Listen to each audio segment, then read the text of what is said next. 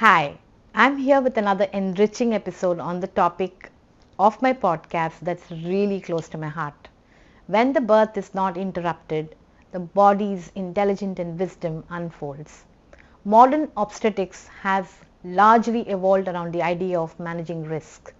Gentle natural birth invites us to return to something really primitive, quieter, still, and trust. In this episode, I am in conversation with Dr. Amit Dhurandhar and Sanam Motwani, exploring what unfolds when women are really offered the right conditions over controlled instructions. Drawing from experiences of allowances, trust with water birth, hypnosis, and gentle birthing practices, we reflect on what the body already knows. How fear can alter physiology and birth reveals about human intelligence, wisdom, potential, and self regulation.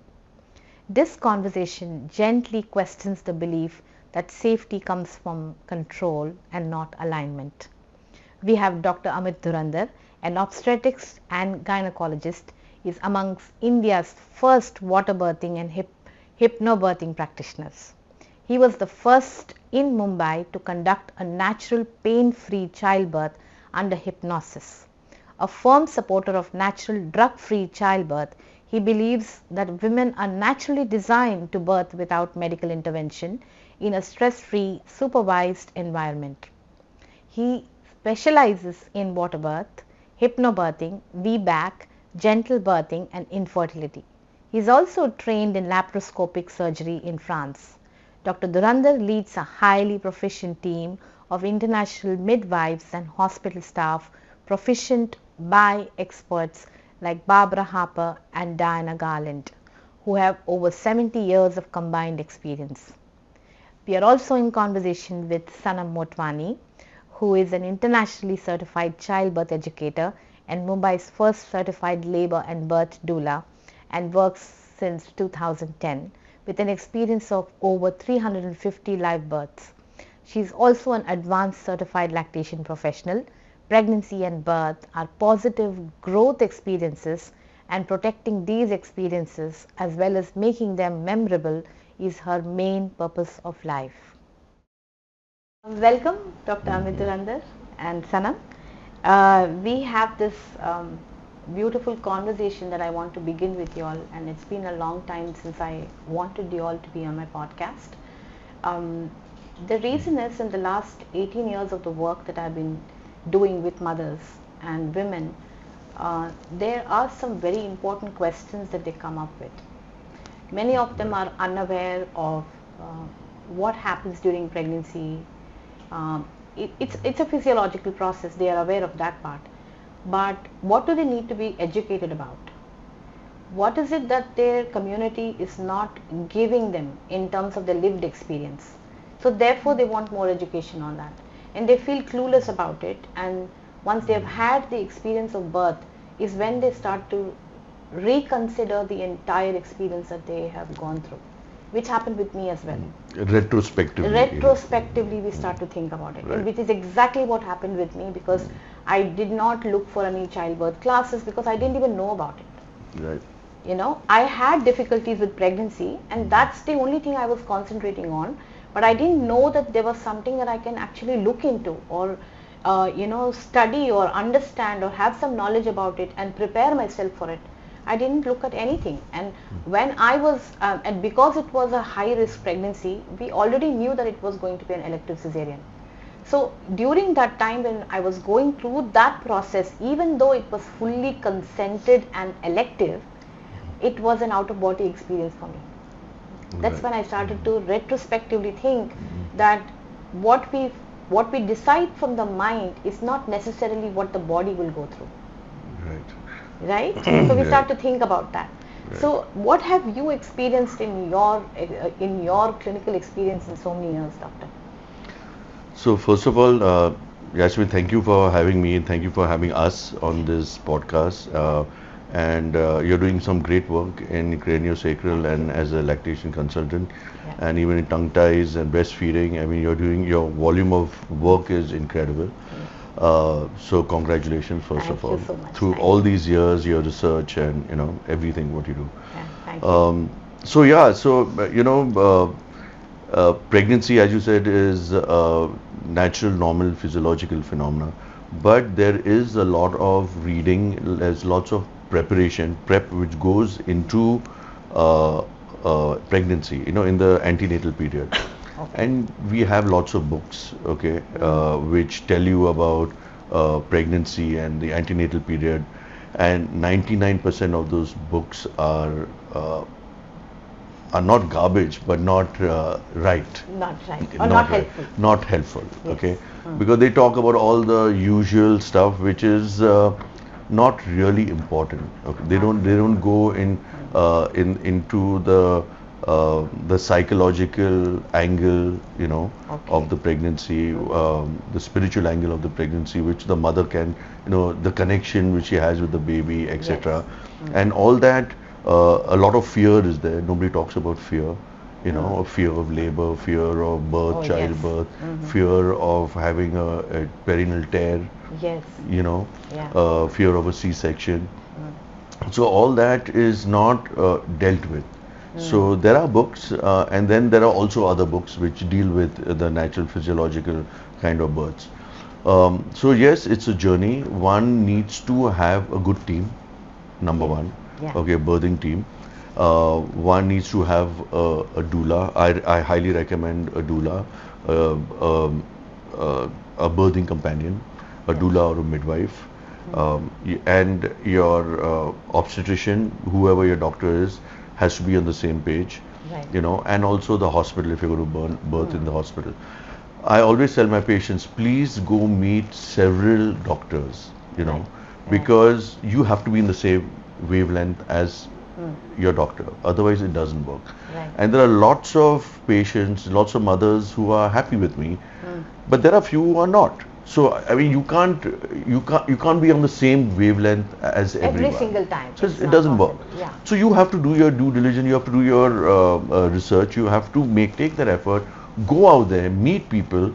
Okay, formulate, make a kind of a chart what you want. Talk to. The more data you have, the stronger would be your outcome. Right. The result. So here's the question for me, Dr. Amit. Most of the women which we understand to be the preparation will be simply visiting a gynecologist during the time of pregnancy. Is the understanding that most women have. That's Which right. we think like, okay, we meet the gynecologist and she says, yes, you are pregnant. She would go through a scan possibly and put them through antenatal scans and regular And checkups tests and tests etc. and Yeah. scans and things like that. Yeah. Isn't that enough? No, it's not. So what I recommend also uh, my patients is when they want to conceive, they should meet your gynecologist then, pre-conceptional. Okay. Okay, that's when you can understand first what is pregnancy, what is right. You first start with your body, right, with nutrition, detoxing. What are the toxins in your body? What are you doing? Habits, etc., etc. Exercise, It's coming diet, from lifestyle. lifestyle. Right. Okay, so it all has to start from there. Right. Because if your lifestyle, the shape of your mind and body is very important in conception, because that will make a difference on the child which you build, the fetus. Yes. Okay, because it's all connected. So that is all. So I start these pre-conceptional meetings, and so we take it from there. Yeah, I think usually that's not how most people would look at it. At Yes. least women don't think it's necessary.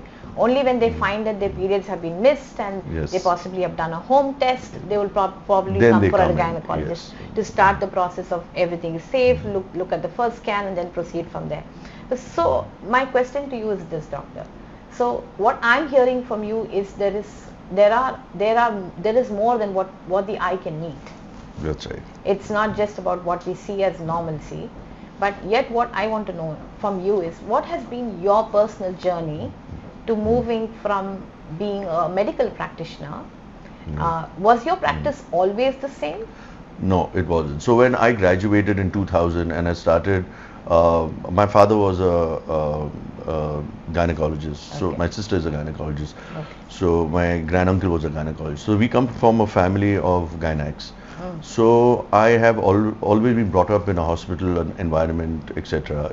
Been uh, seeing births from a young age, seeing babies operating, and living in a OT, not living in OT, but seeing, Almost a visiting, lived almost. experience for Yes. you, I can imagine. So it was, so I always knew what I wanted, but it is all clinical and medical, right? So that's how I grew up. Like everything, protocols, So A, can B, you C, elaborate D. a bit more when you say clinical and medical? What do you mean by So that? it's especially when I graduated, that's what we are taught, right? Okay. When we taught about protocols, Okay. approaching the approach to a patient in antenatal care, like you said, BP, pulse, take the blood test, do Okay. your scan, Right. not preconceptional checkups or Okay. stuff like that. Right. So then protocols in pregnancy, in first trimester you have to do A, B, C, D, second trimester, so it is all regimented. Okay, and even an approach is very regimented. Okay, nobody thinks from the mother's point of view, okay, or the baby's point of view. Right. So even when we go in for labor, okay, it's always okay. So the mother's in labor now. Start pitocin. You can start a drip. You give her this injection. Give her this shot. It's all protocols. Right. Okay. So it's systematized, you're So saying. yeah, so it's complete system, which is great because that's what safety is first for us. Absolutely, Right? absolutely. And there's nothing wrong with that. Yeah, I'm yeah. saying a C-section is a life-saving procedure. Absolutely. Okay, and it has to be done when it has to be done. Yes, absolutely. Okay, Yeah. but we can see birth is a very complex process. Okay, so you cannot have everyone is not the same. So Yeah. birth is in many levels. It's Very it- dynamic, you would say? it is, yes. So there's a lot of moving parts. So it is physiological, psychological, neurohormonal, Yes. biochemical, anatomical, spiritual. Yes. They're all different kind of trends. Yes. So it is just not. So everyone's different. Yes. So one has to, and in the cellular level, there are like multiple things happening, At the same time. At the same time, the biochemical, again, your pain receptors and Yeah. your muscles, contracting, and Yeah. so one has to believe in the mother first of all. That's what I believe, and let nature take over, and then we'll see whether labor Yeah. reads. Where do or- we need support from support, there? yeah. Yeah. So what I'm hearing you talk about is how the medical system is driven towards systematized, regimented approach, and for a reason. a Because reason, anything yes. that has to go through not missing the gaps, that's where we need a system. That's right. And where there is no system, we know how things can go wrong. That's exactly. That is yeah. also something Yes. that's not just in medical. I think we can see it from any perspective for that Right. matter. Even if you are cooking, if I Right. don't have a proper recipe, even if it's a Yes. lived experience of a recipe Right. or not, I can't put a tadka at the end, for Yeah. example, Ex- unless it's required in that particular Yeah. recipe. So it's all going And to also, go if you don't have the proper tools. proper tools. Yeah. So basically what I'm hearing you talk about is how the system is driven towards ensuring that there is a standard care provided to Yeah. most mothers. Yes, which is great. Which is great. Which is great. But if there is some kind of integration, Yes. between different systems, then Yes. it Then it makes a lot of enhances. sense. Yes. Then it enhances. It enhances your experience Absolutely. and Yeah. Okay. So that's where I want to bring you in, Sanam. Hi. Okay. So it's amazing to hear where the medical system comes from and how the standard of care and safety is depressing from where they come from, and that is absolutely necessary, right? So tell me from your experience, what have you observed about the mothers that you are meeting, while we are going to go through a system, what is the other side of it that you are looking into? See, like Dr. Amit said, there is so much information out there in the form of books, online. Yeah. Most of the mamas who come in, if they've come in preconceptually or if they've come in during their pregnancy, they have so much information that they have online that sometimes it kind of gets overwhelming for them, where they suddenly realize that there's this vast ocean of information there, but what is it that works for them personally is what they are unable to connect with. So I think through pregnancy, giving them the proper advice, giving them proper information, guiding them towards what they need to learn, what they need to unlearn, that is very important. When it comes to labor and birth, as he said, the most important thing is an integrated system. So there is a physical, there is a mental, there is an emotional, there is an informational. Yeah. If we're able to collaborate in a beautiful manner, like the births that we actually do, the family, the birthing family, is the one who has that safe haven for them to deliver, if their birthing team is on the same page. Right. So where a doctor can take care of the mama safety wise, physically, your doula comes in and takes care of them emotionally, informationally, and that's how you get a system which works in the favor of the mother and the father and the baby who are there birthing. So as I hear you talk about it, it's so amazing that a lot of us don't know about doula system. Yes. Don't know about midwifery system. Although I think in the more rural areas we did have a dai system. Daimas, It's yes. mostly about someone from the community that is who knows them, who's seen them grow, possibly the ones who step in and actually support, right? Yes.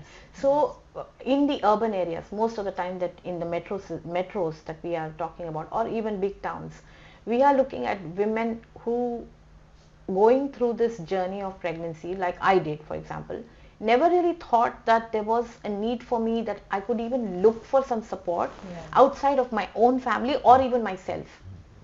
True. And it feels like, okay, all of these confusions, I'm going to go through it myself. And I didn't know that there is someone that actually can step in and support me. So even though if there is an issue, we can go to a doctor, I don't think any of us could think about having a doula, for example. Yes. So that's even far reaching for us. Yes. So what are those things that women share with you that allows us to then, the audience can then listen into that, the ones who are listening into us, they will possibly find some resonation. Sanam, what do you think? What are the things that they share with you? When do they reach out to you? And what do they have as information that allows them to reach out to you? Ma'am, 90% of the women who call for the doula support actually say that I never even knew this existed in Mumbai or in India. Right. And that's the biggest drawback as a doula, to be very honest. I've been doing this since 2010. But even today, out of all the hospitals in our city, all the doctors working in our city, there are a handful of them who actually know about doulas, and an even smaller handful who even work with the doulas. Right. Being a doula has been one of the biggest challenges, but the most fulfilling ones in my life, at least, and he's proof of that. But for the mamas who get in touch with me for the support, they come from a place where there's a lot of guilt, because first they'll think that, what will my husband think if I'm calling someone else in for the support? What will my mother-in-law think? How will my mother feel? My mom and my mother-in-law will take care of me, or my sister will take care of me. So there's a lot of guilt that should I have someone there to take care of me? Technically, they don't need someone to take care of them. They just need somebody to support them and give them that space where they have a positive birthing experience.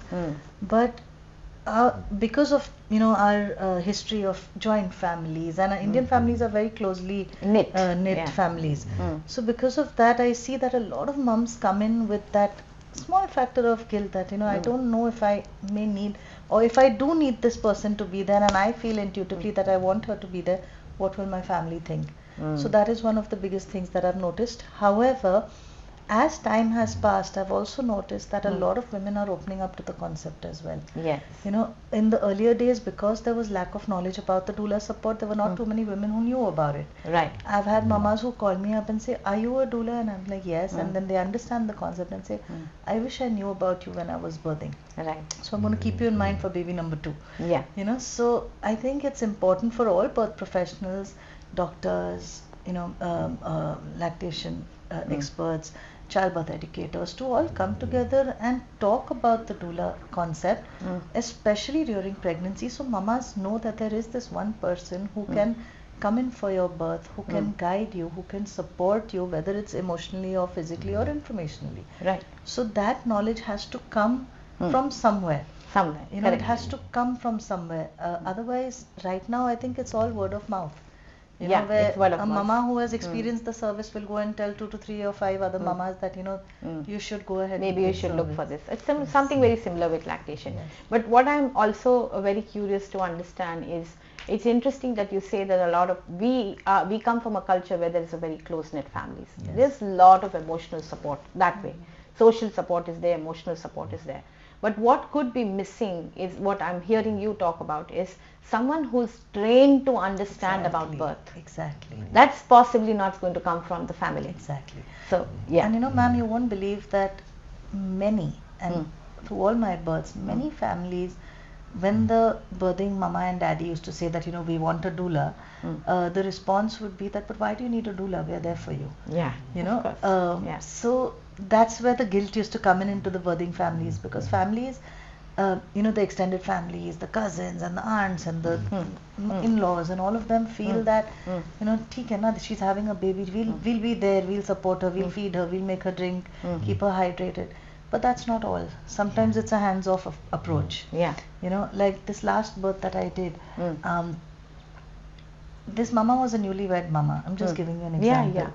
And somewhere in the room I noticed this stiffness in her with her partner present, and her mum-in-law was continuously going in and out of the room. And I could make out that there was something bothering her about this. Yeah. Now, being a newly married woman, maybe she was uncomfortable in, you know, it's a new home. exposing herself in that manner during labor. So, in the middle, I told her husband, I said, why don't you go down and, you know, maybe grab a bite and send her mum in, maybe, you know, she can be here with her while you're down. And, you know, there was that shift. Yes. You know, there was that change. And that would not have happened if I was not, as a doula, present there to see what this mama was going through. Yes. To read what her emotions were trying to tell me. So, otherwise she would have been, you know, you remember the birth where we had all those family members? We had one birth where there were more than 10 family members in the room together. having My a party. God. There was a party. complete party going on inside, and the mama was just sitting on, you know, her birth ball in one corner and just focusing on her breathing. And when we walked in, we said, you know, what's happening here? You guys need So I told her, please, I called her the side, I said, to please kick all of them send out. everyone out. So what I'm hearing both of you say is that if the family is around, that's not necessarily constituted as It support. is not. It is not. It depends And- on what the mama wants, you know, Yeah. what is she comfortable with more than anything else. And it's a bodily experience, it's a spiritual experience, and it's an inward experience of the woman. Yeah. And so for that they need some space and, you know, a container that is quiet and allows them to kind of focus within themselves. Yes, so that's they what- for them to hit that zone, to get into that zone, Yes. is very important, and that will only happen in a dark room, in a quiet room, or right. with their whatever music she wants. Yeah, You know, yeah. more like a cave-like container. space. It's like you a know. womb-like space that they go into, isn't it? Exactly. That's what I'm hearing. And also coming back to doulas, is now scientifically proved that the C-section rate comes down 5 to 10% or up to 15% having a birthing companion if you have a doula or a midwife Right. present with you. It's Is proved. this information available to all the gynecologists and obstetricians that are working in the city? I don't know. I don't know about that. I don't know because it's out there, but I don't know if people want to cut down the C-section rates, or you know, that's going to start from there. Okay. You know, and help the mothers and try to have natural vaginal birth, or you know, just go in and get the kid out. So that's a different tangent, but yes, having a birthing companion is very, very important. I insist on all my patients to look, at least to have a conversation with the doulas and try to understand Right. what kind of a service they provide. So evidentially tell me, doctor, from your own experience that you've been working with the doula for how many years now? A long time, 10 years, more than 10 years. 10 years now. In the last 10 years vis-a-vis the 10 years before that, Yeah. can you tell me in comparison what No, have more you than found? 10 years with her, plus I had these two midwives also Earlier as well. for another 8. So that's So at another least 8 years. almost 15 So years. did you have a practice before that? Yes, I Yes, did. so you had that. Which was regular, like everybody Very regular. else. Yes. So tell me the difference that you found in terms of, you know, the connect with your patients, and the outcomes of the So the it labor and birth. so basically my earlier non-doula practice was it was normal practice where you come in, give start IV pitocin, birthing in the labor room on the back, etc. And then I went for a hypnobirthing program. Actually, okay, Okay. that was the shift. A friend of mine insisted that I go for this program, and with him, Okay. and so I went for this program, and I met Manisha, Dr. Okay. Manisha, Yeah. then Divya, Okay. and Ruth, All right. and Okay. and all of them. Yeah, all of them. So Yeah. all of them. The birth workers. Yeah, all the birth Pioneers of workers, birth all work, of them. no? Yes. Yes.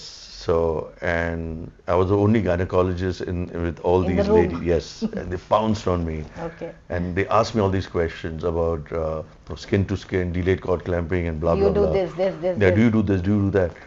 And then I went home. I yet remember, and I went home, and I started reading about this, Okay. and I did a lot of research for So months. did this information come to you as new? Yeah, brand new. I never heard anything about this. I mean, never ever heard about it. Wow. So it was like I was hit from nowhere, like a slap from nowhere, literally. Literally. And I said, wow, can we do this? Is this possible? Can we birth squatting? Can we, do delayed clamping, cord clamping, advantages, disadvantages? Then I started doing, and then through them, through Ruth, I met my midwives, and then I started birthing, and that was a huge difference from my pre-doula days and post-doula days, and the satisfaction which the mother gets having a natural birth or a gentle birth is immense. So that in that hypnobirthing class which I went for, there was it was taught by this great teacher called Sarojini Alva. She is an incredible human being and an awesome teacher. I recommend whoever wants to learn hypnobirthing, please learn from her. She comes to India. She has online classes also, and so she taught me a lot, And then, as I said, meeting all these great characters who have become my very close friends. And I was there when Birth India was started. Right. And it was right at the same phase. Yeah. And we had a midwife called Lina also, Lina Duncan, there with us. So I started doing my birth. So she had a birth. She had a client who wanted to have a birth with me. So that's Okay. how it all started. It started, yeah. So when I want to kind of recount this experience of your first birth with a doula. So I You want to actually drink some water, I doctor? We'll go back to it. Yeah, we'll go back to it. So initially I was quite skeptical, saying that what will she do? Like what is my role? What is her role? But then when the mother went into labor, she came with the mother. They went to the room, and then I went in. I did my protocol stuff, BP. I did the whatever examination. General checkups. And then she said, okay, doc, you can go home, or you can, not home, but you can rest because Yeah. early labor, Okay. and I will let you know. So I said, okay, fine. So as I was going in and out, seeing what she's doing, and so the mother was monitored excellently, So for me, half my job is done because she was taking the heartbeat, she was taking the blood pressure. So everything was sorted, taken care well of. taken care of, and she was giving me updates. So I said, "Wow!" So This is a good assistant. It's awesome. It's a great, and I'm getting real time data, Yeah. So I said, "Half my job is done. This is awesome." And then she called me when she said, "Okay, I think doc, you come down now because I think she is fully dilated." And I went, I did an internal, and yes, she was fully dilated, and she had a great birth. Baby came out squatting first time. I delivered a baby squatting, and the mother was so happy. It was a VBAC. It was a Wow. VBAC, a first That's a pre-section. shift Yeah, for you. VBAC done in New York. I remember that. And the baby came out easily. Everyone was happy. Mother was happy. And I said, wow, this is a great experience, because the mother, for me, one, the mother's getting monitored, Right. okay, which is Yeah. great. Yes. Okay, somebody is there all the time. All the time. And there have been, in the past, there have been instances when my doula or midwife has called me and said, doc, please come because something doesn't look right, And I've gone and seen there has been an issue, or the heart rate is not good, or the after contraction, the accelerations are not there, or whatever. There is some, Yeah, so, some shift is and these happening. guys are there all the time, 24/7, with the mother, With right the mother. from, that's what I tell my patients, right from the first contraction, they literally hold your hand and take you through till breastfeeding, and that can be 5 hours or 24 hours or whatever, 36 hours. 36 hours. Something. They are with the mother, Yeah. and I'm getting that input. So for me, I know exactly what is going on, which is great. Which is great. Yeah. So when she went into a squat, what Yes. was your protocol telling you? So I said, oh wow. So I got, my bells were ringing in my head. I said, Okay. oh, like really? Is she going to do that? How will I hold the baby? Coming down in that coming spot. down, yeah. And I said, and definitely I can give an episiotomy. Right. Yeah. Okay. So, but I'd gone with a frame of mind that I wouldn't know if there's a Yeah. tear, we'll take it We'll from there. take care of it from. And yes, once the head came out, it came out so easily, because in that position, the pelvis just opens up and the shoulder just popped out, and I like hardly had to give any assistant, and the gravity did the rest. I didn't have to do anything, literally.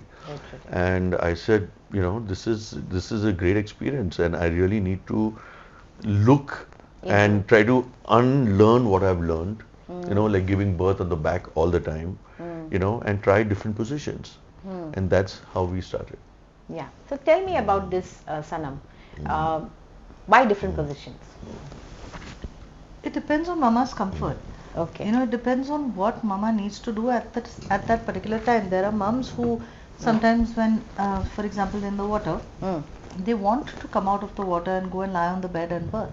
Okay. Or there are mums who are, on their birth ball and they want to get into the water. It depends on what they're feeling intuitively as well. Yeah. What is their body telling them? So if they're in tune with their body and if they're listening to their body, then obviously, if we're making use of gravity in slightly more physical, upright positions, it does help with the descent of the baby. Right. But that does not mean that if a mama is lying down, the baby is not going to descend.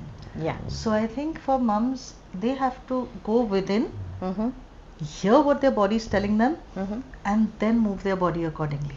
Right. And you'll see mums who will ask you, what should I do? Whatever you want, whatever makes you comfortable. So when it comes to birthing positions, again, if the mama, like there are a lot of mums who are not comfortable. We've had mums who are in the pool who have prepped for a water birth from the time they've got pregnant. They're in the birthing tub in a beautiful squatting position or a slightly laid back position, but they want to come out and birth their baby. Right. So at the time something must have clicked inside of them and they wanted to come out, so we get them out and they'll either squat down on the floor or they'll sit on a chair or they'll get back onto the bed. Right. So nothing's right or wrong. I Right. think it all depends on what she needs and what she wants to do at that point. Yeah. Yeah. More from what I'm hearing you talk about is not more mental but more physical, physiological, that's occurring in the body, and there's a wisdom and intelligence in the physical body that's going to help her kind of maneuver and do those moves that's going to help the baby to kind of descend. And it's not just in the physical body, but it's even within. Yeah, sure. So It's the within. answer kind of just comes to them if they listen. Yeah. And that's the listening part that you're talking about, which normally is And- outsourced in a way. Yeah, that's true. Tell us about And it. also, also sometimes a mother is stuck in a position, like maybe on all fours, for example, and she doesn't want to move, And if I tell her, let me examine you, let me, wind you, get into a squatting position, and she tries getting a squatting position, but it's very painful for her. So she chooses, as as Sanam said, so she chooses what position she wants Works to. with her body and Yes. herself.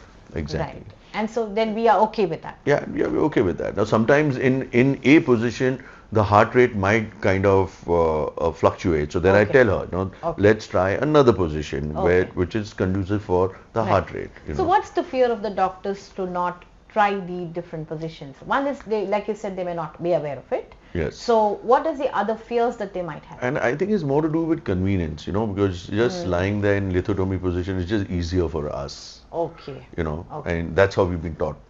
Okay, that's how we've learned in our postgrad days, Right. and our MBBS days. We've never learned. So while different care can also be a part of the protocol, we Right. sometimes assume that the behavior of the mother is also sort of systematized. Yes. Right. Like right. one thing fits all sort of an Yeah, approach, exactly. perhaps. Yeah. But then suppose if you want to apply a forceps or vacuum or whatever, then Sure. we have to. Then we have to go through the protocol. Yeah, I yes. hear that. Yeah. So that is what. Yeah. So tell me the different reasons why there could be a need for intervention, doctor. Oh, there are. Because we hear lots of things, Yes, things yes. like mothers would say that, my baby's head is too big, my pelvic is too small, or I am too short. My doctor mentioned that my abdomen is like not too really lengthy, so I'm a very Yeah. short woman, Right. and so many things that we get to hear. So yes, so there are all kinds of interventions, right, from inductions to C-sections and etc. etc. But what I do mainly is in my practice is I let the baby's head, because that's the best judge of the pelvic size. Okay. So if the head rotates and descends into the pelvis, then it's okay. Okay. If the head does not, for whatever reason, is stuck somewhere, then we try to kind of change the position of the mother. Okay, try To to do give some more room to the space. Yeah. So open up the pelvis, Pelvis. and then see. Yeah. And see If it what- doesn't happen, if it happens, great. If it doesn't happen, then you try to work with it as long as the heart rate is okay. But you we know? are looking at not at the time of the labor, doctor. I'm talking about mothers when they have come with a scan report and they say, this baby's head is too big and I that believe is we what, can't so do it. I cannot, so that's what I tell them. When they come to me with second opinion, I said I cannot judge. Okay. That if there is going to be, we call it CPD, cephalopelvic disproportion, Right. when the head is bigger than the pelvis. Okay. Okay, so that's why I said let the labor start and let the labor decide. Okay. Okay, but you're right, there are lots of people who decide Just by looking pre-labor. at a scan, you're saying. That's what. Okay. But one does require intervention for if the BPPIH, for pregnancy-induced hypertension, if the Okay. BP cannot be controlled, Okay. if the baby size is not growing, IUGR we call it, Right. in diabetes, Right. in gestational diabetes, uncontrolled sugars, Okay. and pre-eclampsia and stuff like that, which is Right. kind of very toxic for the fetus and for the baby and the mother. So they need some guidance. Then of course they require some intervention. medical support, Yeah, some kind of intervention required. Okay. But most of the time it is not required. Okay. If everything antenatally, if everything is looked into properly, and the baby's growth is all okay. See, usually the baby takes the size of the mother. If the mother is short and the husband is big, tall, it's our genes are so great that the mother, the kid's size usually, not always, takes the size of the mothers, so the baby can fit through the pelvis. And once the baby comes out, then it grows like the husband, in case the husband is so big. later on picks up the features. But that's how genes are, But sometimes the babies are big, and there is But what is the disproportion. percentage, doctor? What do you think is the It percentage? is disproportion is not very high. I would say like 5%, maybe 8%, not more than 10%. No, if I may just butt in here, one of the biggest reasons for elective C-sections is the size of the baby. Yeah, exactly. No, That's what I'm because saying. Yeah. A mama's told that your baby is above 3 kilos and you have to go in for a C-section because of this. But Right. then she'll, if it's a mama who's well informed, she'll decide to eventually change her caregiver and maybe go to a slightly more pro-natural caregiver. But like we've delivered a baby who was 4.7 kgs at birth, Yeah. and such an adorable baby. But if that mama had to go to any other doctor, she'd have had a C-section, and this mama actually had a natural birth.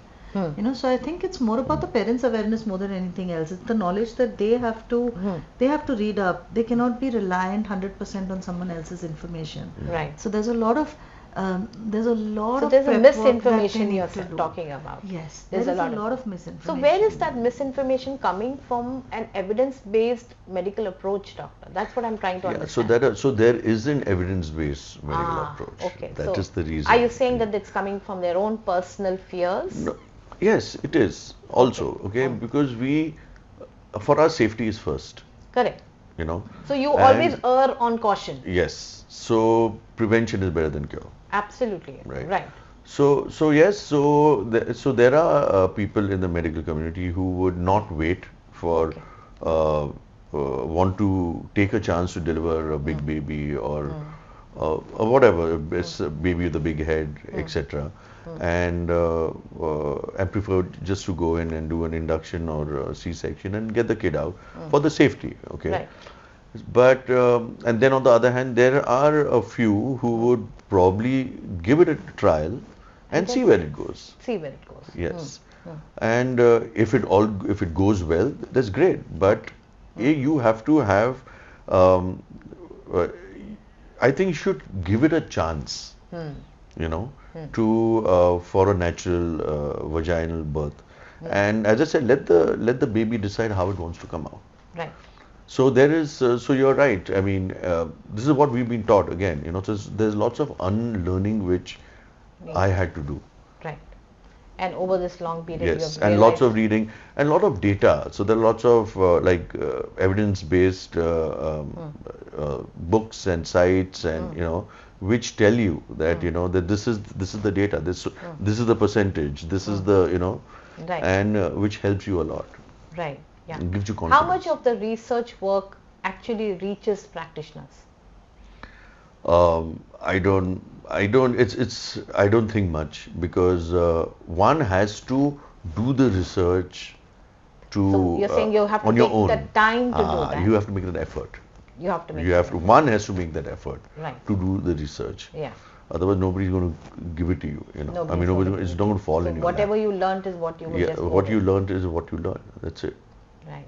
Yeah. I So think what it should about also be included in, when you're studying to become a gynac, yeah.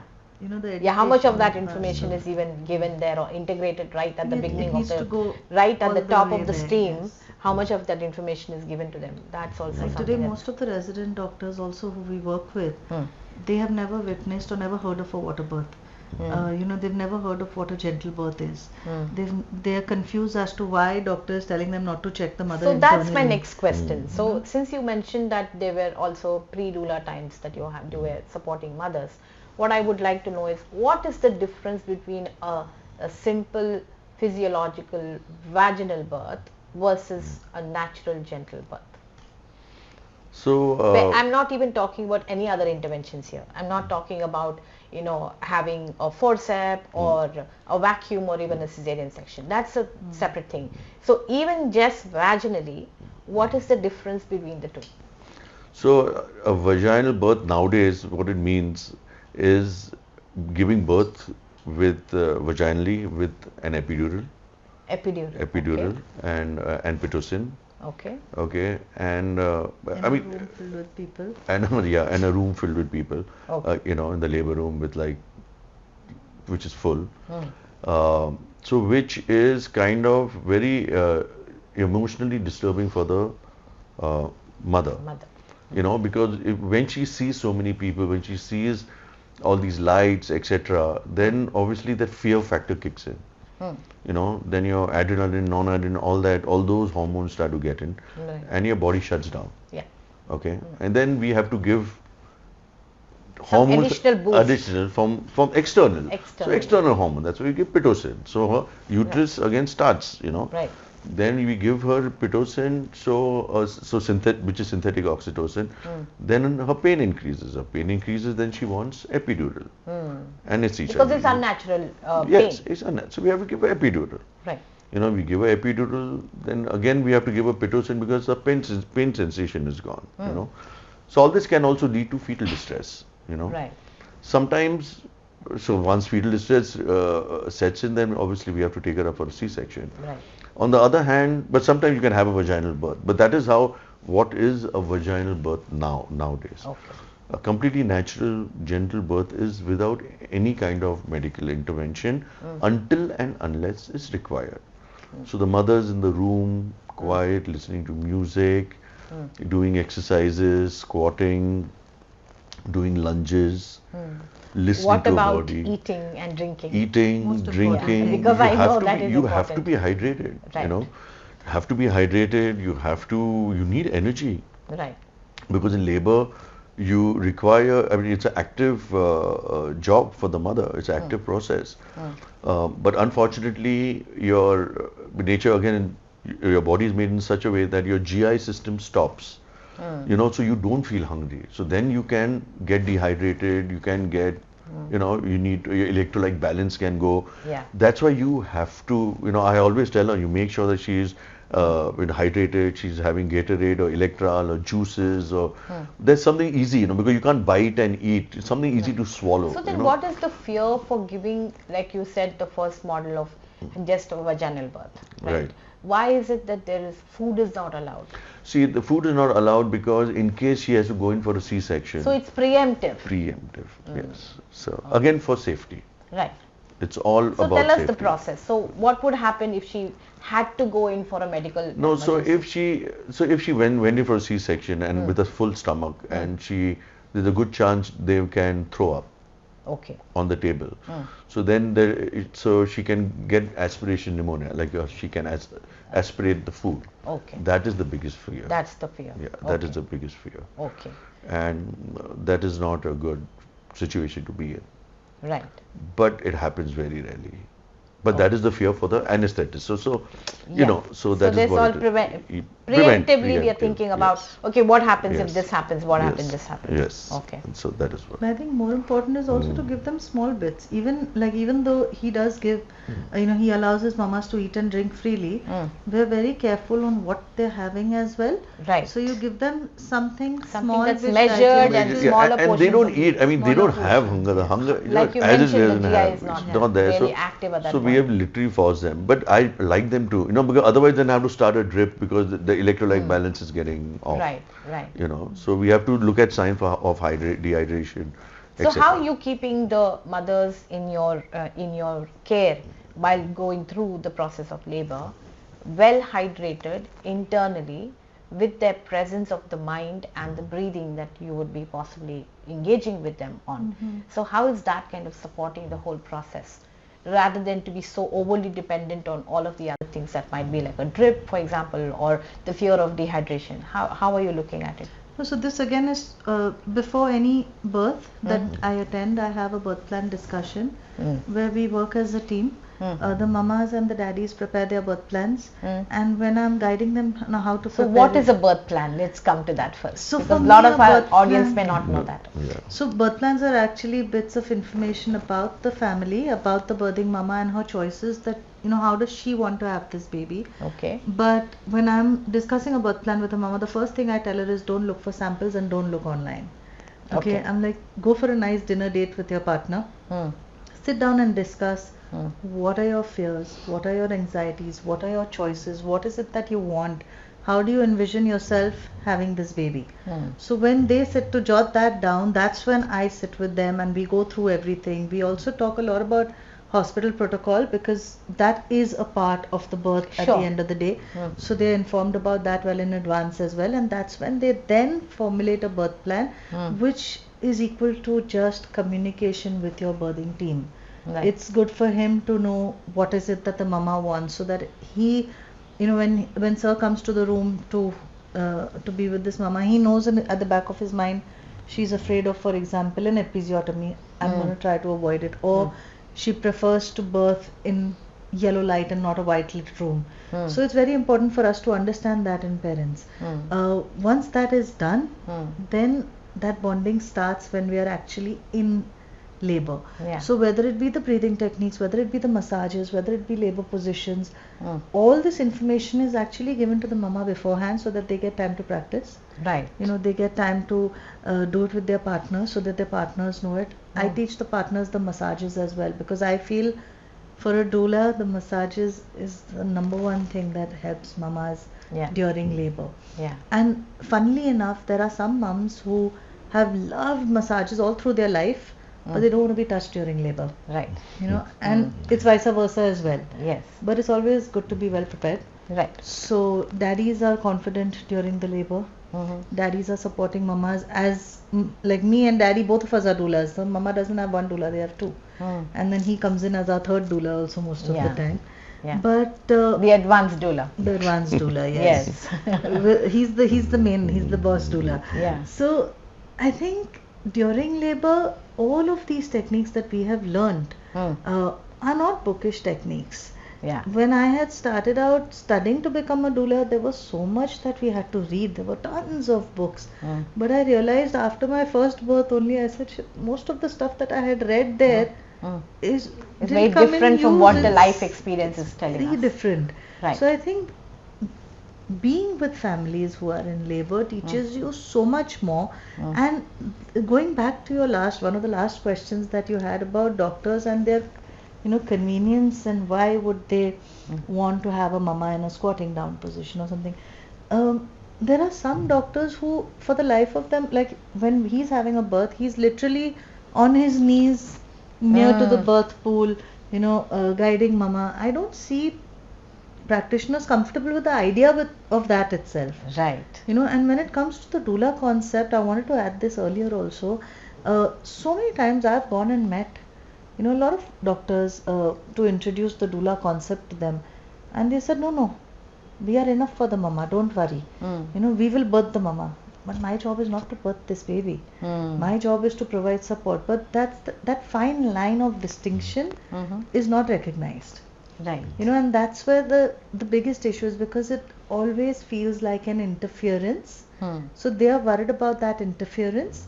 But at the end of the day, one birth with a doula, and then they definitely do recommend their mamas to get a doula for the they've next had a one. different experience. Exactly. So what is it that you both had to kind of work within yourself as practitioners and caregivers to be able to find that find balance, to know, okay, this is the space that I'm not going to step in, vis-a-vis this is the space that the natural boundaries that we need to have, which are professional and that are required and cannot overstep each other.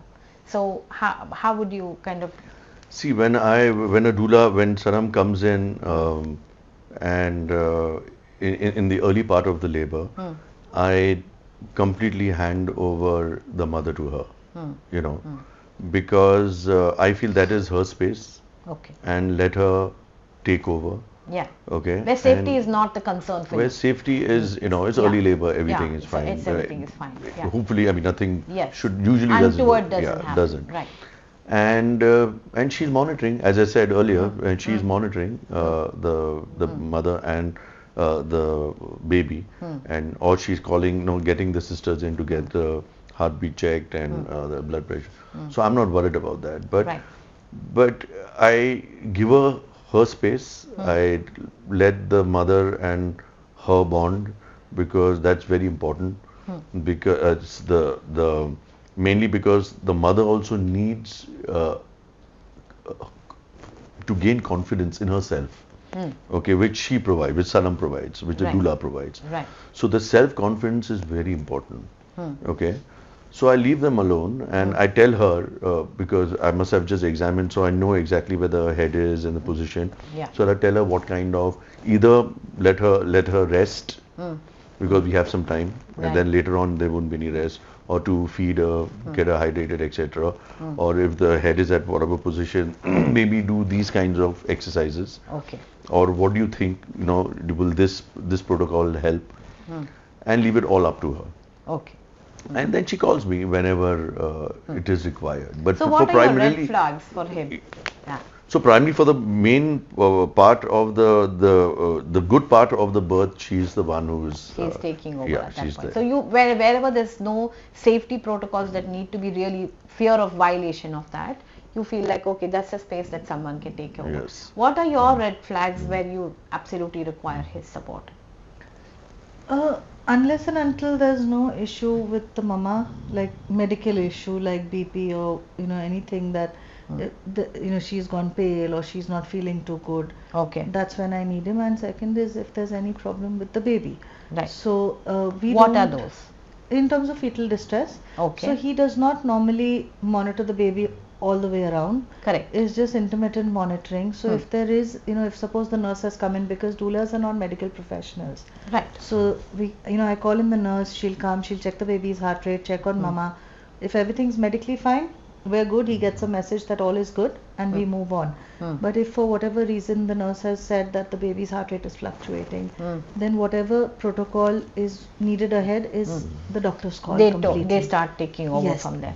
So he will tell me, okay, tell them to do an NST or whatever needs to be done. And that protocol is completely his. So there's no interference from the doula's perspective at all. Right. Because our job is not medical. We are not trained to be medical. We don't know how to do internal exams. We don't know how to even, we're not even trained to read an NST Yes. graph. Right. Though after a couple of years of experience, you understand how to do it. Yeah.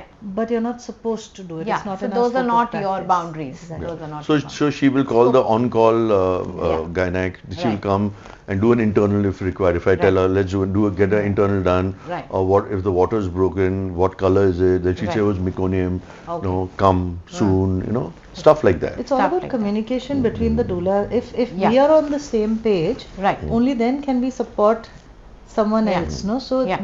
that is the bond that we have shared, and there's a level of trust also which is included after doing Absolutely. births That's the together. reason I'm bringing that out, because if there is any doctor who's listening into this and is wishing to kind of read up, Yeah. just like Dr. Amit Durandar started to do at a point where it felt like, okay, this is a seed for me to think about. Right. So when you started to look into that, there is a need, there might be fears for the doctor to think, how am I going to work with a doula? Like, what are her scope of practice? What is my scope of practice? Like, how are we going to become comfortable about it? So I think what you just placed in front of us is really amazing to know that this is non-medical. It is. We know where our boundaries are. So We're clear with there is a it. line It's a drawn. very clear. It's a It's a clear very line. clear line. If any medical intervention, obviously it's my call. Yeah. And in the end of the day, it is my judgment and my call. Absolutely. Absolutely. And she's just there to provide all the support that support she can to and, the mother. That's sure. it.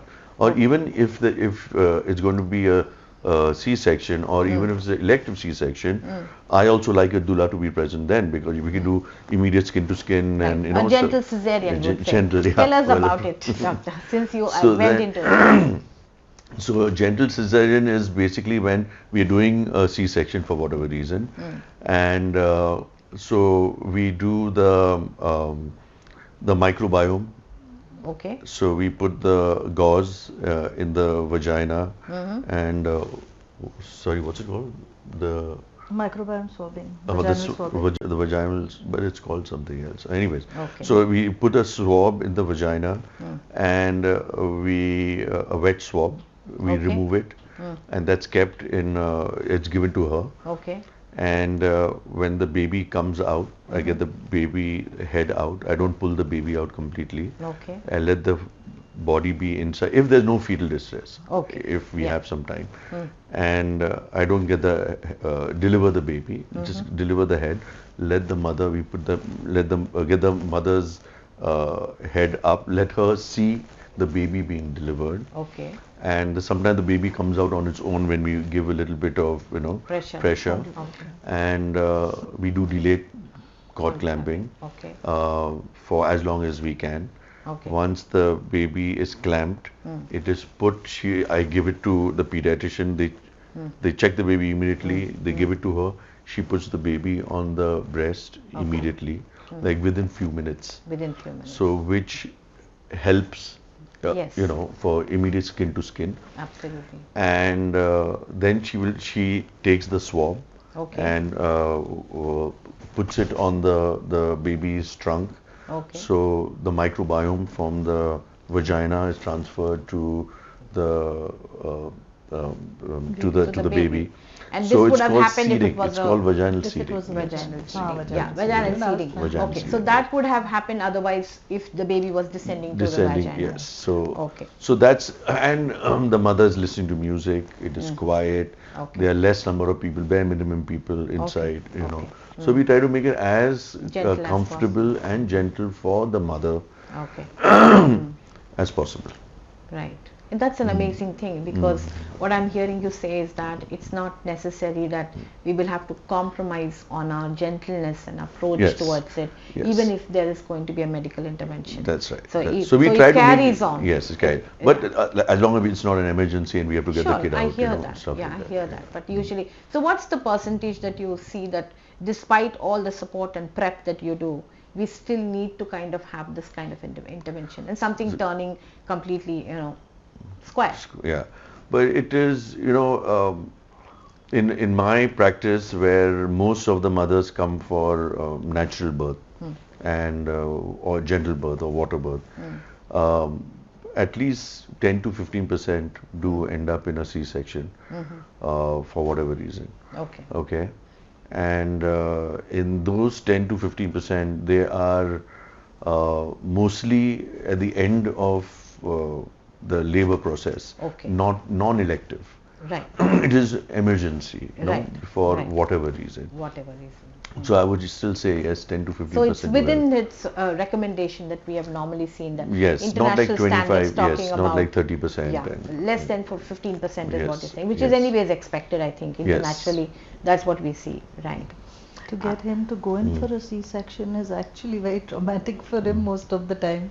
Yeah. Like he because- waits, he tries Yeah, his best to get best. this mama to be able to birth yeah. it. It's not an easy decision. It's not Yeah. easy for him, that's Yeah, true. yeah. And I've seen the conflict in his mind, most of the times when Right. he has to. Should I not? Should I not? Should we wait a little while more? And then eventually when he has to say, okay, I'm sorry, we got to do it. We got to do I it. think he feels very, very bad, Yeah.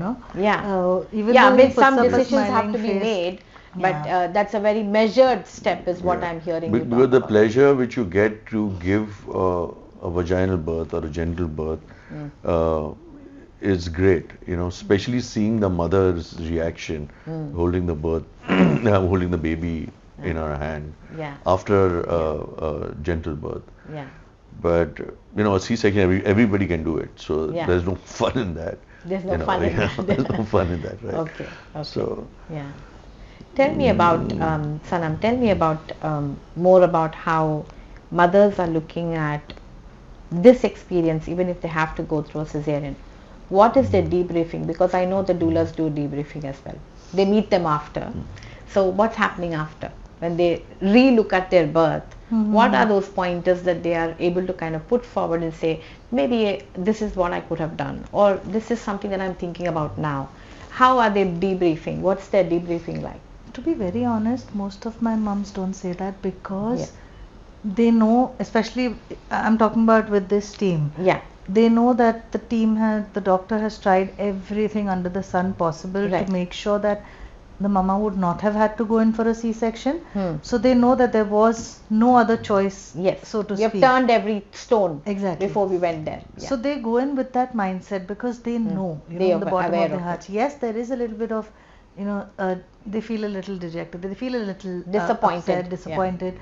But at the end of the day, they know that this was what was safe for themselves and for the baby. Right. So even yet, when my mamas come out of a C-section, because we give them so much time with the baby. So he's the only doctor in Mumbai. This is a fun fact for you that he's the only doctor in Mumbai who allows doulas into the OT. No other Oh. hospital, no other doctor in the entire city allows a doula inside the OT for a C-section. So the mamas have the baby for skin to skin. The baby is not taken away. The daddies get skin to skin for at least 10 to 15 minutes outside until the time that the baby starts trying to latch on to the daddies. Okay. And then they're like, okay, the baby's Now it's ready time for to get a back to feed. mums. Please Yeah. take this. Yeah. So then we take the baby back. The baby is breastfeeding in the OT itself, Right. and not just for 5 And minutes. not waiting or- until time of recovery Exactly. room and maybe even later Exactly. sometimes. Yeah. So the baby doesn't feed just for 5 minutes or 2 minutes or 3 minutes as normally happens in other hospitals. Here my babies are on the breast all through. Till the time that they're not ready, he's not left the room and they're not ready to clean mama up, my babies are still latched on. Right. And they're sucking happily, mama's happy, that bonding is being established. So everything works in the favor of the mama even though she's had to have a C-section. Yeah, but they there's come no out- compromise on many aspects of it. Tell me a little bit about post-birth. I know that the pediatricians take over right after. I'm aware that they are in the OT room. I've had that experience as well. So what I want to know is that they have their own protocol that they need to follow. scenario, right? So how are they doing it in this scenario? So, so I never, okay, so the pediatricians know what I like and my protocol.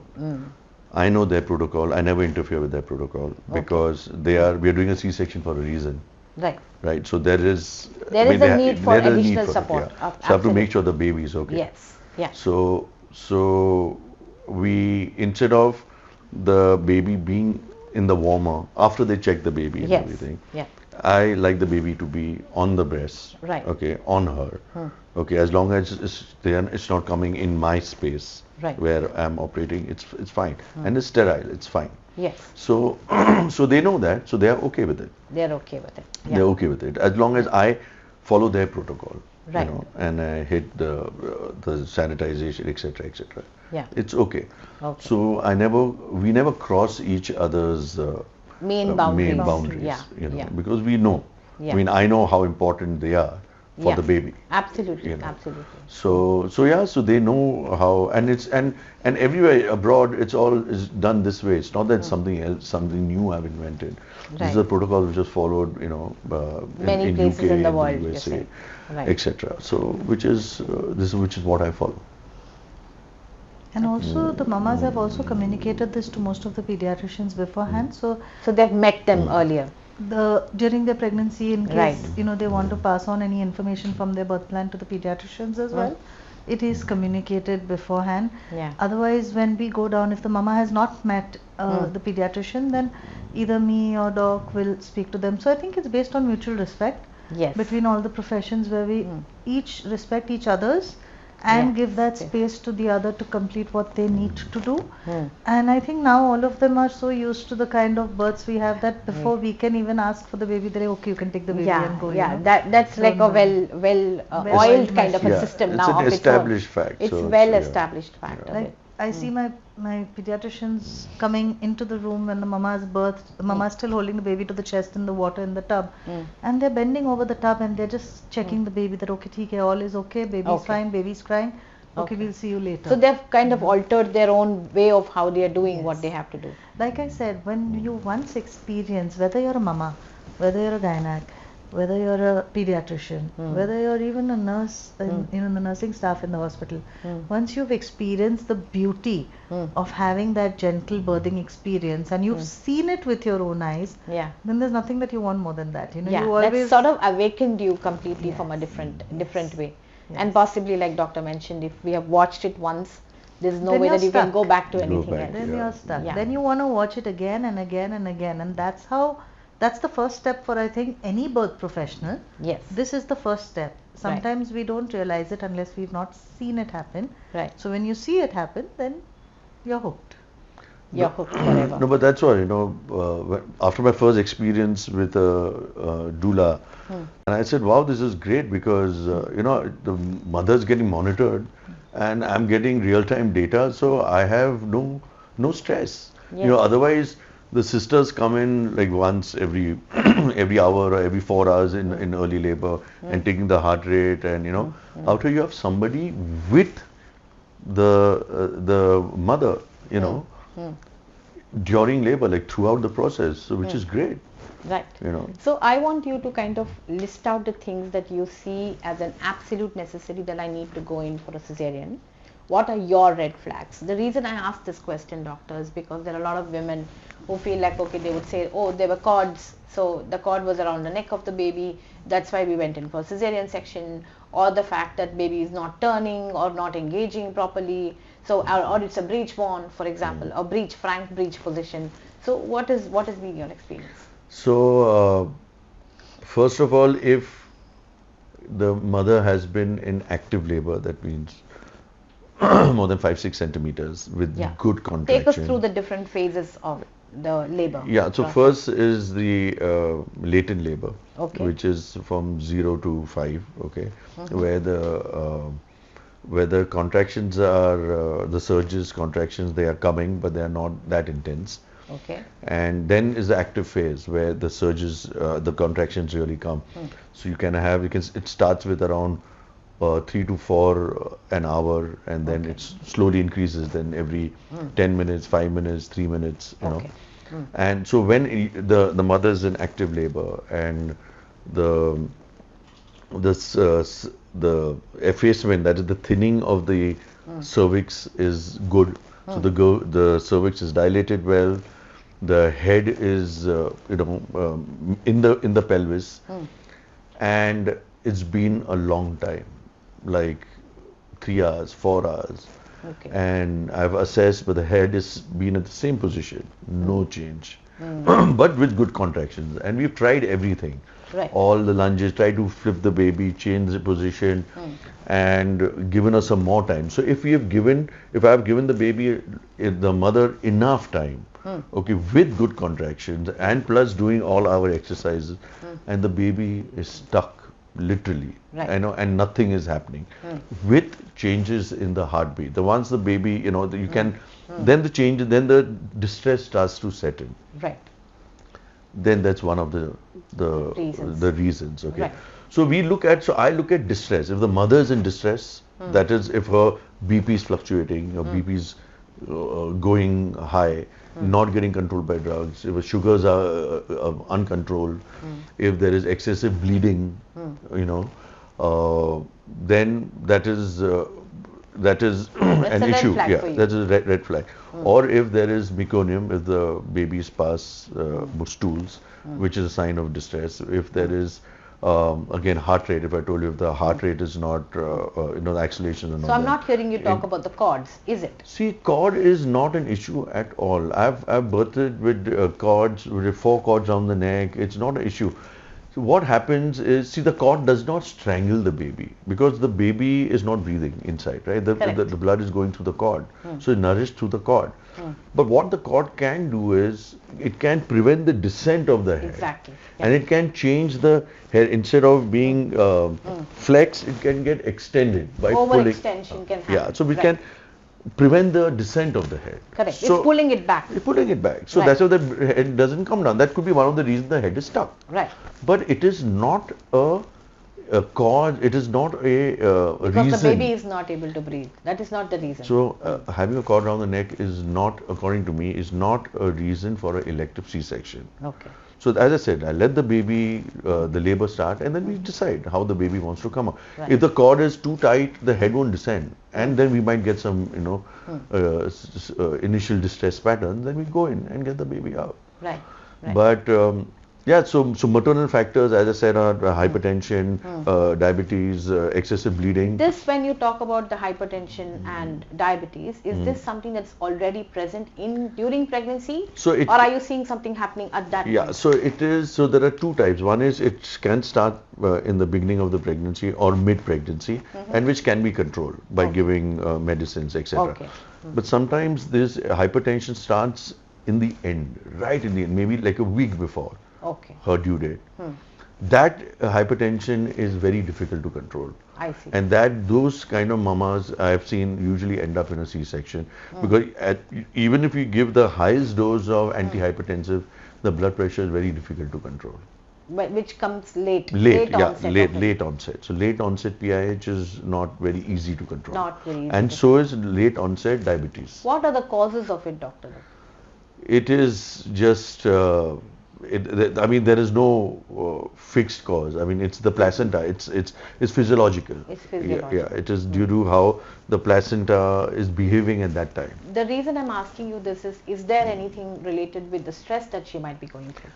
Could be. Could be. But it is more to do with the placenta. physiology. Yeah, with the physiology of the blood supply and the nutrition. So that's what. So tell me, Sanam, I'm thinking that you meet the mother well into pregnancy, right? How many times do we get to meet the doula during pregnancy? It depends. And on how the mama early again. is early, or how late is late? Ma'am, I've had mamas call me and block me when they've come out of the doctor's clinic knowing that they've gotten pregnant. Okay. And I have mamas who have called me right at the end at 38 or 39 weeks and asked me if I was available. But how many times is not up to me.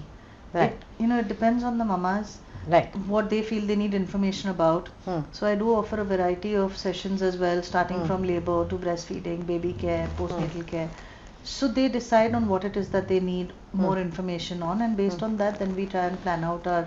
So besides the sessions. information part of it, are there any things that you are supporting them with, something that they can prep themselves with, for example, breathing, for example, that's and a the part of massage the- that you were talking about? Are these things that you are also offering during pregnancy? These are all the part of the Antenatal. sessions as well, which are As a part antenatally of that. done. Yes. Right. So whether it be breathing or massages, positions, different interventions, why may they be offered? How can you try and avoid interventions? Most importantly, how is labor supposed to start? You know, how do you know What that are your you're in signs of labor, it? early labor signs? When should you go to the hospital so that they don't go too early and sit down? Then post recovery, very important. You know, how you Yeah. want to recover, not just physically but also emotionally, mentally, from the birthing experience, regardless of whether you've had a vaginal birth or a C-section. There is a level of recovery that they need to have. Breastfeeding, one of the most important sessions. Absolutely. You know, Mama, I remember my own child. He was in the NICU, unfortunately, for a while, and I was taken up to the NICU. I'm not going to name the hospital, but I was taken there, and there was this, U-shaped space, like literally this much space, with a plastic chair which I went and sat on, and I was handed over my baby. And she said, "Okay, now you can feed your baby," and she closed the curtain on me. And I, being a lactation educator, was looking at this little boy who wanted to feed, and I was lost. Yeah. You know, at that point in time, I just didn't remember all the information that I had from. Obviously, because you're going through an supporting, experience yourself. Yeah. And I'm like, okay, if it was so difficult for me, who understood lactation, I teach lactation, then imagine what the mamas go through. Right. You know, so even today, regardless of however the birth went, I'll never leave the hospital till this baby, my bachas are not latched on. Yeah. You know, till they've not had a proper breastfeeding session, because Right. that is, according to me, postnatally one of the most important things for mama and baby Right. Yeah. is breastfeeding. No, I tell my mothers also, mamas also, that breastfeeding is natural. It's natural, but it is not easy. It's natural and normal, but it is not easy. There's a lot of support that is A required. lot of support is Absolutely. required. Yeah. You know, and Social everyone support, family thinks, support. everyone thinks that, oh, you know, it's Yeah. very easy, and Yeah. everyone breastfeeds, so you know, Right. Yeah. but it's difficult. But everything that you spoke about, I'm also thinking about in the practice that I've had in 2 decades now. I've not had a single mother who walks into the clinic who tells me that she knew that there is any repercussions that has happened during her labor and birth has anything to do with breastfeeding.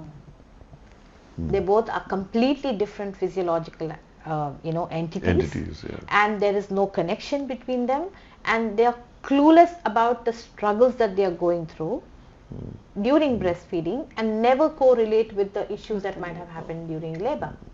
Why is it so? So, well, I believe in the golden hour. Okay, you have to stick to the golden hour, which is putting the baby onto the breast within an hour from birth, because that kind of completely closes the circuit, and the baby starts suckling. Once the suckling starts, the reflex and the neural pathways, all of them are set. set. So that's the key, you know. So most of the babies, once the mother's birth, and a lot of time the baby is given only back to the mother after, if she's had an episiotomy or if she's had a vaginal birth, maybe after the placenta comes. By the stitch, the tear, or episiotomy, etc., it can be an hour. You know, can be more, can be a little bit less. But which I find is ridiculous is that when a baby is born, there's somebody else holding the baby and not the mother. Right. Or at times the first thing the baby tastes is plastic, which I find is ridiculous. Right. You know, it should be the nipple, it should be the mother's nipple, Yes. and not plastic. Yeah. You Or know, a silicone. for or that silicone, whatever. matter. Yeah.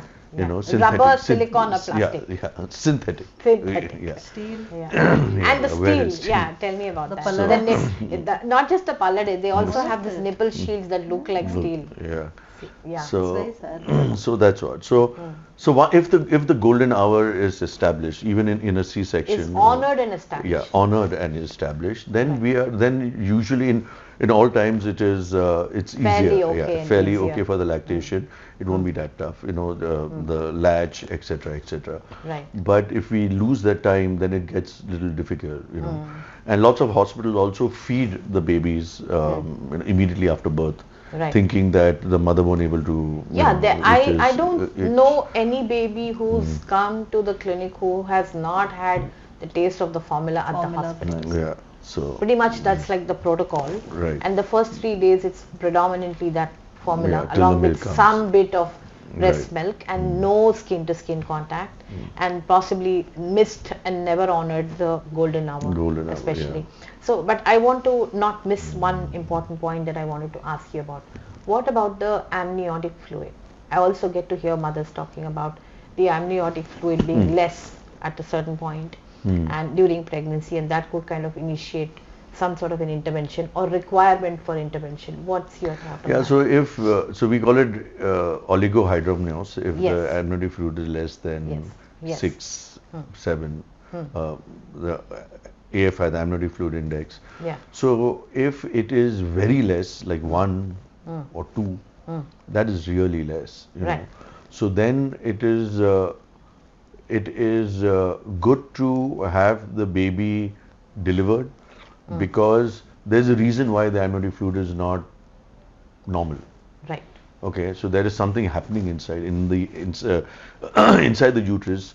See, we have only so many parameters which we can kind of Look into. look at into it. We don't. There are millions of things going happening in which we don't know. Which we don't. Right, but so we have these. One of the markers is the AFI, and if it is very low, then it is not conducive for the baby.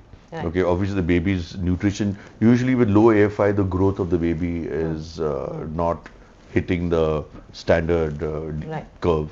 Right. So there is something known as IUGR, intrauterine growth retardation, Right. is setting in. So basically the baby is not thriving inside. Yes. So the baby needs to come out. Okay.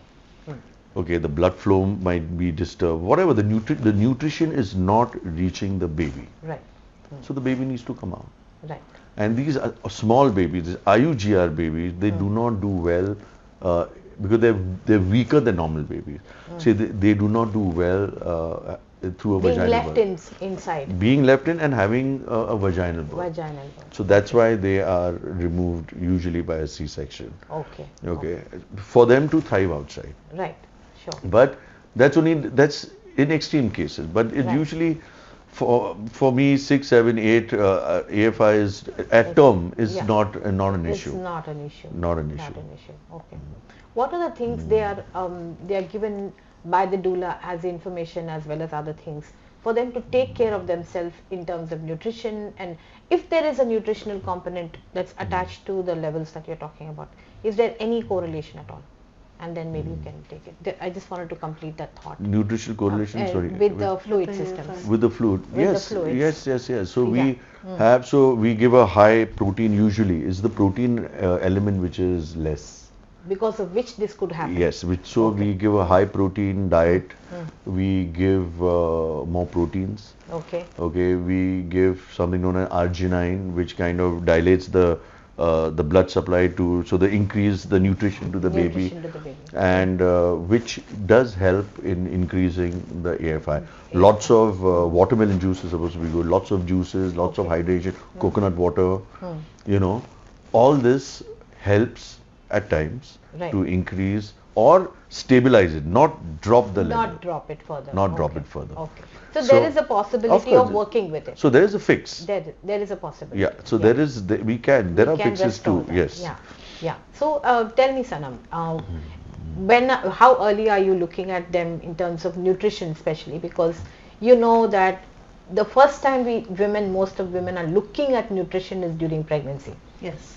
And that's a sad thing that we already are pre-markers of the issues that are happening before that, because I'm seeing a lot of mothers with 3-4 years of medication on thyroid medicines and also diabetes sometimes even before they went in for pregnancy. That does happen very often. We So, get mamas like that. what are we educating them during that early time that allows them to kind of make those corrections to help them through the process of? And this is something I'm sure that comes into your scope as well.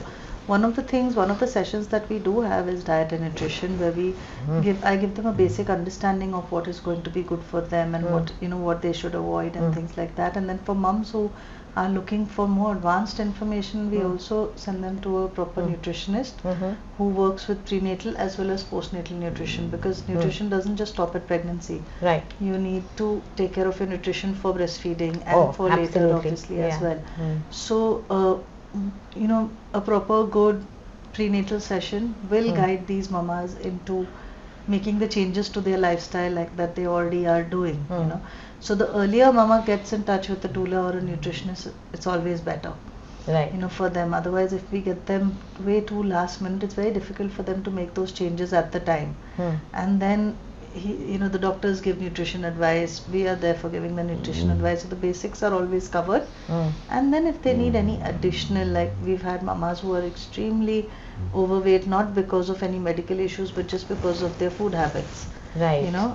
And then for them it's not healthy, because when you have to birth, there are certain you want to get into different positions, you want to feel light on your feet, you want during birth, that plays a very very very important role. So for those mamas, then we regulate a diet plan so that they have that guidance on what they're supposed to they and can what they're also not take supposed care to. of. According to me, nutrition is a key factor.